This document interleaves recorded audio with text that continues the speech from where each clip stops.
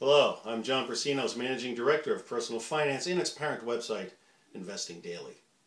Our latest issue of Personal Finance, dated February 27, is in the mail and also scheduled for posting on this website February 23.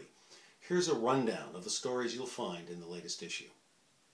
In 2012, the stock market posted its fourth winning year in a row, and so far this year, the evidence points to a good 2013. As the first article explains, Chinese equities in the Middle Kingdom's economy are set to outperform in 2013. After slowing growth in 2012, China's GDP is now picking up steam.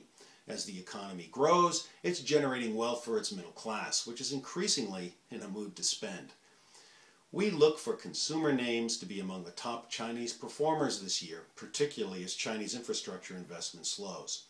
Indeed, there's nearly 3 years' worth of pent-up consumer demand in China just waiting to be unleashed. We highlight the best China-based plays now.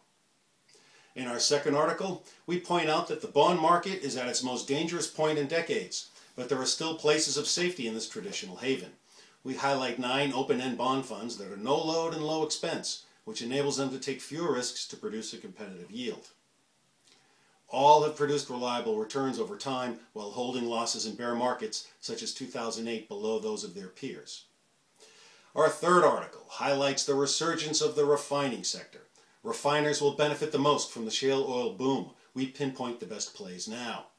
After years of struggling to make consistent profits and being dumped by integrated oil majors, U.S. oil refiners are making a comeback thanks to cheaper input costs, no new refining capacity in the U.S., and a large spread between West Texas Intermediate and Brent crudes.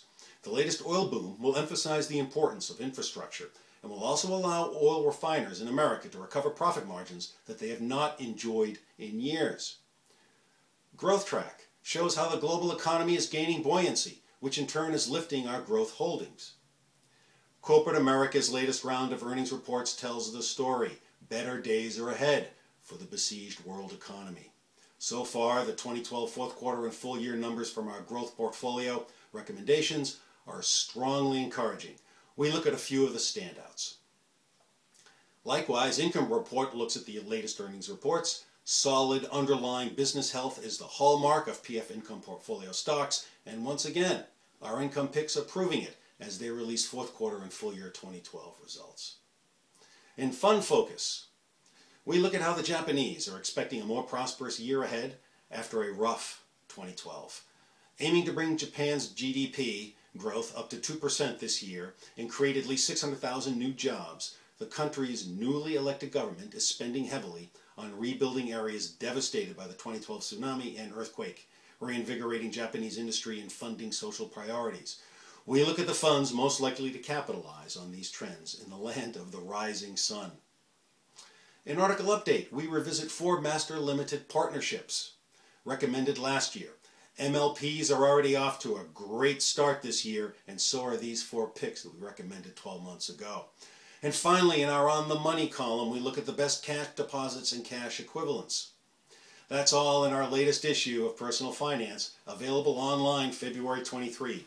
Our team of analysts continually strive to provide you with specific actionable investment advice. You'll find recommendations suitable for investors of all types and goals. I also urge you to post feedback on our website. In this digital age, we want to foster an interactive, participatory environment with our readers. Your opinions help us make our products as useful and relevant as possible. We not only want to make you wealthier investors, but wiser ones as well.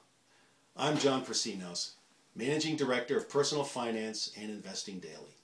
Enjoy your issue.